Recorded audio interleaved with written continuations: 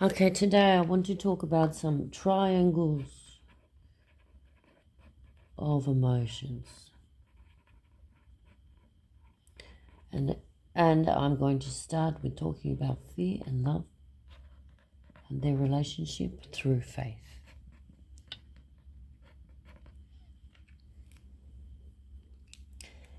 Love and fear very far apart from each other. They have to connect somehow. So the way that they connect, in my view, is through faith. Negative and positive faith happen. In your interpretation of the world, you can have a positive one or a negative one. And this is all obvious. But one thing I want to say quickly about this before I move on is faith can be seen as the control panel. Part of the control panel is the faith knob. Anyway, so here we go. Another one. How does hate relate to bliss?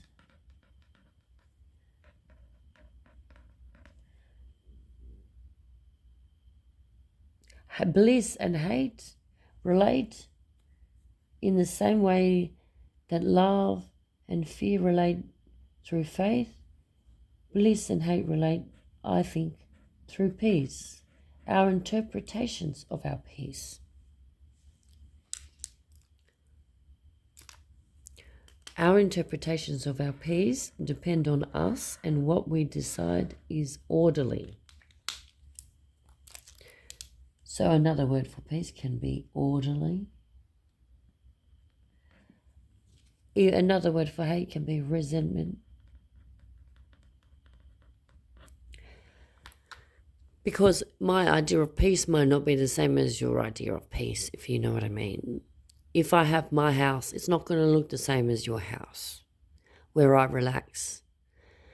So it relates to each other in this way, because if I have a positive interpretation of what is happening to disturb my peace, and I'm accepting of it, then it can turn into bliss.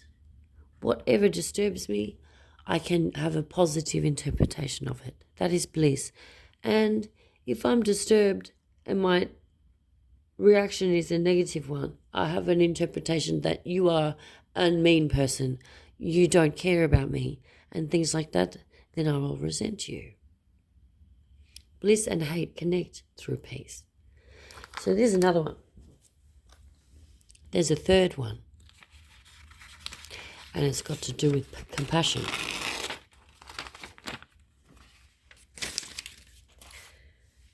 Okay, so what about compassion?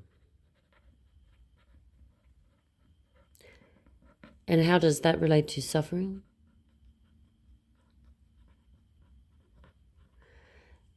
And ignorance.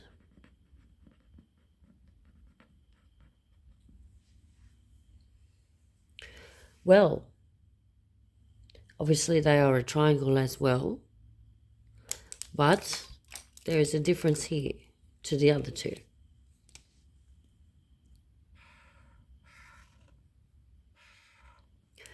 The difference is that there's two controls here. Compassion is a control.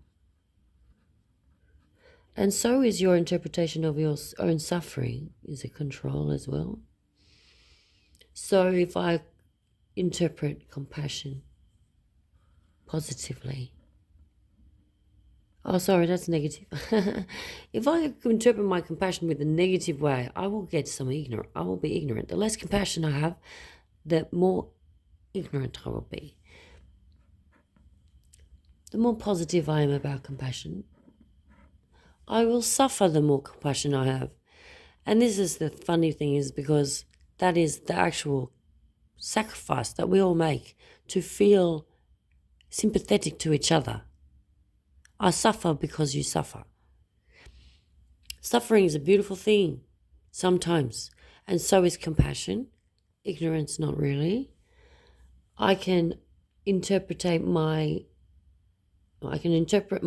suffering negatively, causing more ignorance. And I can also interpret the suffering positively, causing more compassion. So these are control.